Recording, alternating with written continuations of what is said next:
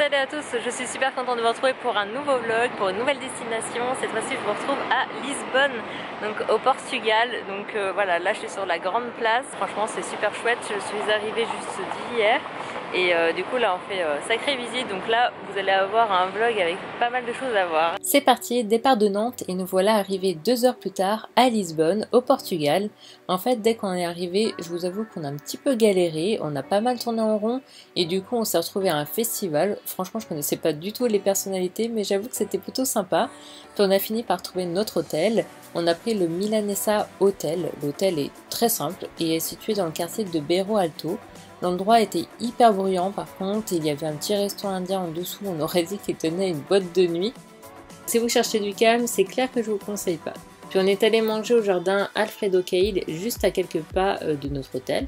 L'ambiance était hyper sympa, conviviale. Cela nous a permis de goûter un petit snack typique du Portugal. Le deuxième jour, on a commencé par un petit déj au Baiana.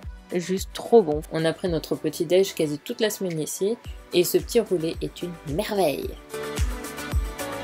Puis notre journée a été essentiellement les visites de la ville, les magasins comme tout bon touriste. Il faisait mais tellement chaud, franchement une chaleur étouffante.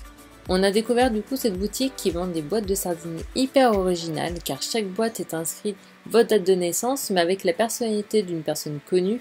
Comme idée de cadeau, franchement c'est plutôt rigolo. Je suis tombée sur une glotte, passage obligé dans la boutique. Puis on est allé boire un verre au Ibo Restaurant. Il faisait mais tellement chaud qu'on avait envie d'aller prendre un verre tout simplement. L'endroit est super sympa avec une superbe vue. Un petit marché pour pouvoir rapporter des petits souvenirs. L'ambiance était vraiment agréable.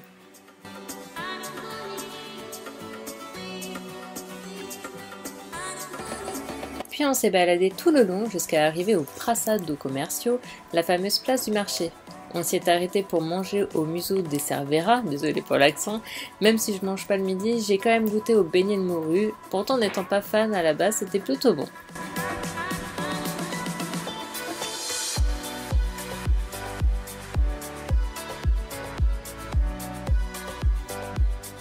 On a tout simplement continué notre balade jusqu'à tomber sur un supermarché avec un ascenseur qui permet de monter assez en hauteur pour avoir une jolie vue. On l'a trouvé vraiment par hasard ce truc-là. Le plus sympa à Lisbonne, c'est de se rendre dans les petites ruelles. C'est là qu'on découvre toutes ces jolies petites maisons, bâtiments colorés, la petite mosaïque. C'est vraiment le charme de Lisbonne.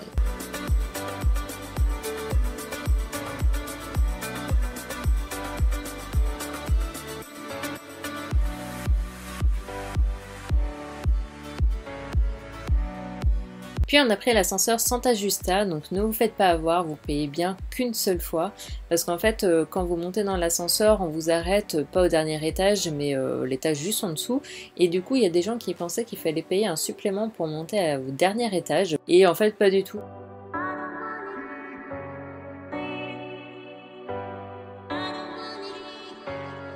Troisième jour, c'est l'heure de tuk-tuk, direction le château Saint-Georges. On a payé 15 €, franchement c'est pas excessif parce que ça nous a permis vraiment de visiter un petit peu plus la ville. Il y avait un monde fou, mais vraiment fou, parce que c'était le jour des mariages de Saint-Antoine, une tradition à Lisbonne, où le mariage est tout frais payé par la ville, donc vous imaginez bien qu'il y a pas mal de personnes à se marier ce jour-là. Le château est forcément très touristique, donc on a attendu un petit moment pour prendre nos tickets. J'ai beaucoup aimé cet endroit, aussi bien pour la vue que pour la petite balade sympathique du château. C'était agréable avec ce soleil, cette chaleur, franchement vraiment détente quoi. On a voulu continuer dans cette lancée détente et on est allé se balader à la plage. On a voulu tester la réputation de l'eau gelée et franchement on a mis nos pieds dans l'eau, mais je sais pas comment font les gens pour aller se baigner, mais elle est vraiment glaciale quoi.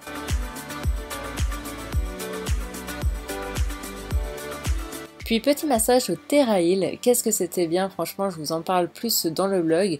Puis on a testé le resto Fumero de Santa Catarina, conseillé par une amie.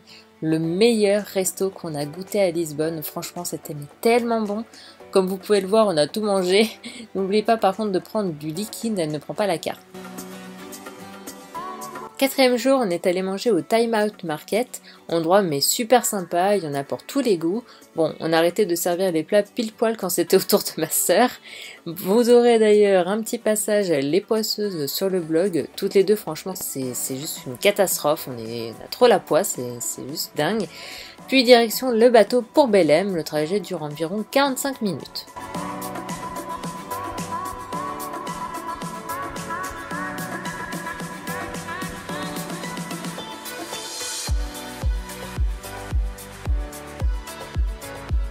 Puis on arrive au monastère, qui est d'ailleurs super grand, c'est super joli. Puis passage obligé au passéis de Belém. Il y a vraiment un monde fou là-bas, c'est incroyable. C'était très bon, mais j'avoue que je préfère toujours les petits roulés à la crème.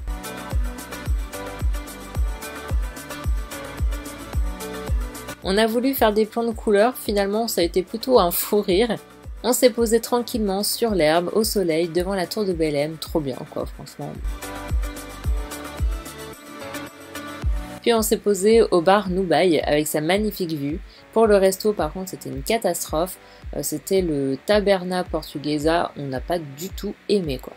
5e jour, on a pris le train pour aller à Sintra, c'est super joli, franchement c'est trop beau. On a dû prendre un bus pour arriver au lieu touristique et continuer à pied, par contre la pente est plutôt balèze mais ça se fait bien. On a visité le palais national d'Epena. On aurait dit le palais franchement d'un Disney, tellement que c'était coloré, mais c'était trop beau. J'ai beaucoup aimé cet endroit, pour prendre des photos franchement c'est le top.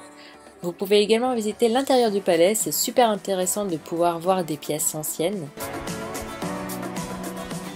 Puis on a repris le tuk-tuk, elle roulait mais trop vite, mais franchement c'était trop drôle.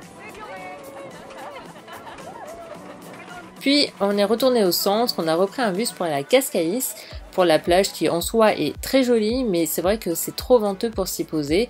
Du coup on s'est juste baladé et on a été dans le grand centre commercial avant de retourner à Lisbonne.